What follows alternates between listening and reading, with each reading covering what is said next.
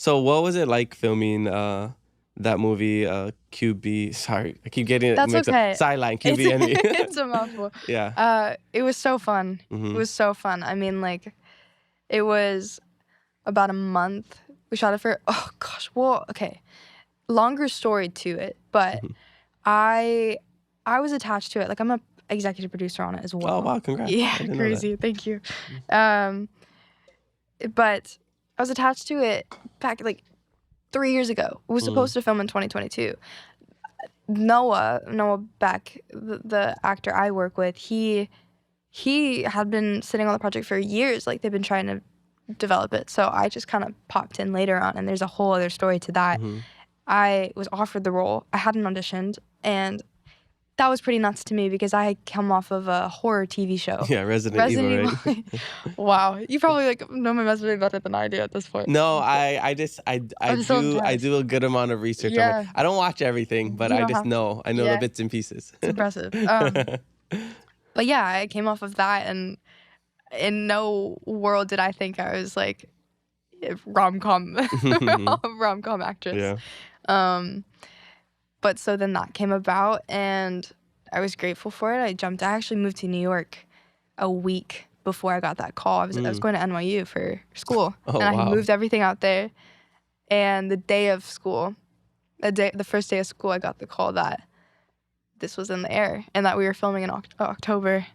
And I like had to go through like a really stressful period of like switching professors out and people who would like work with me. And anyway, it dropped out for reasons I won't talk about. But then it came back around the beginning of last year, and I just started school again.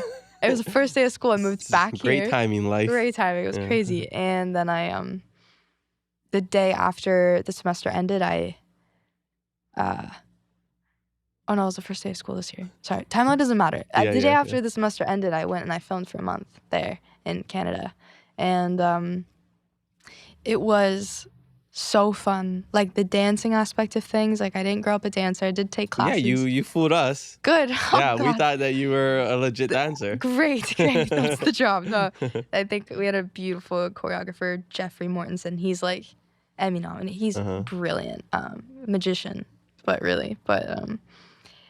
yeah, no, all of it was just such a good experience. Like, it was just so fun and rewarding. But I was so nervous. Yeah. Nervous because you never did something on that scale before, where you were like, it was basically, the whole show was, movie was basically you and Noah. Yeah, I'm nervous because it's like, I didn't come from that background, and it was probably the most vulnerable feeling role because it was so similar to my life in like terms of like I'm not living a horror zombie world. I can't just like disappear. You know, it feels too close to reality. Like, and I kind of always got to hide behind a character, it felt like, and this was the first one that I'm like, wait, whoa, what is acting anymore? If I'm like saying these things and living these things, like, what do I, how does this work? And that happens with actors, right? Where like method acting, or where they have a hard time like letting go of that role, right? Because you're that person for so. Heath Ledger is one of the best examples, right? Yeah. And it's scary to play someone who kind of like,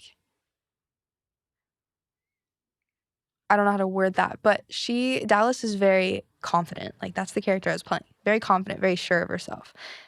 Me coming into it at the time of my life, still, but I was not confident. I was probably in one of the least confident stages of my life, and like I had to fake it so much every single day that it was like overwhelming because it was so uncomfortable because like imposter syndrome of like showing up and putting on this face and having to do it in a way like you have to pull from real experiences that it feels real to you. It's like that's the way I act, is like I need to feel it genuinely and authentically. Otherwise I'm like, how am I doing a good job if I'm not feeling it and it's not real? Like, so it was so much deeper than I expected it to be. Like it's a rom-com in everybody's eyes. It's cliche, it's this, it's that, and it's not as simple as I thought it would be, like it was actually probably one of the hardest things because it made me reevaluate my own beliefs about myself. Oh, that's so interesting. And I wanted to do it right because I was like, oh, girls my age or people my age are going to watch this. And like,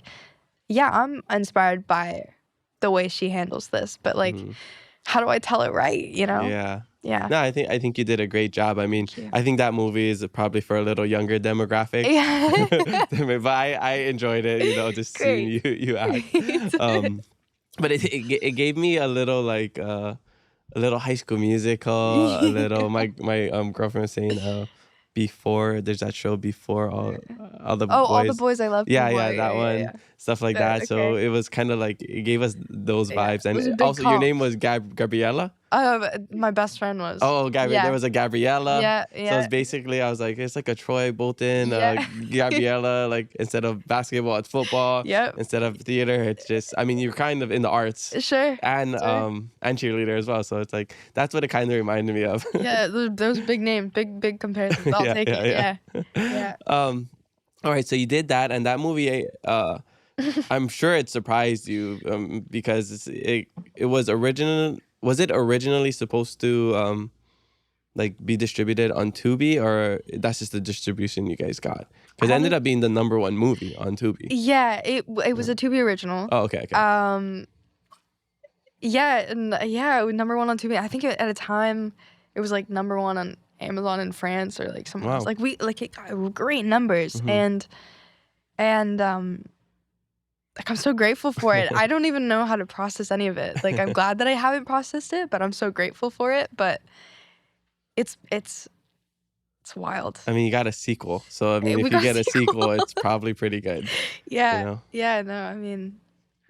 Crazy. I don't know. Yeah, no, I think maybe it's something that you're still not gonna be able to process until a lot later. I think so. When your career, you know, happens like 10, 20 years from now, you're gonna be like looking back on that, be like, wow.